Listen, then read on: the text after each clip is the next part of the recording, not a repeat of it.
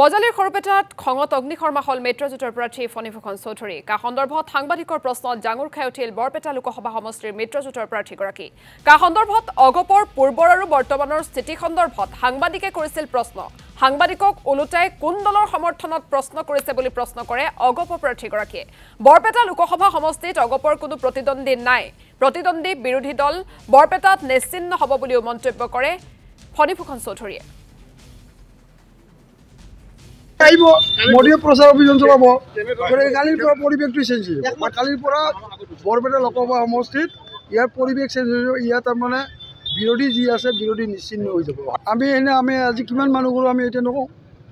আমি এইটো বস্তুটো আমি ৰাইজক আমি আহ্বান জনাইছোঁ আমি মনোনয়ন দাখিল কৰিম গতিকে ৰাইজক সহযোগিতা কৰিব আহ্বান জনাইছোঁ মই আপোনালোকক ক'লোঁ যে বৰপেটা লোকসভা সমষ্টিত মিত্ৰজোঁটৰ কোনো প্ৰতিদ্বন্দ্বী নাই মই দুলু আহমেদৰ লগত মই তাৰমানে এনে চুপতি নামাৰোঁ তেওঁ নিজে আগতে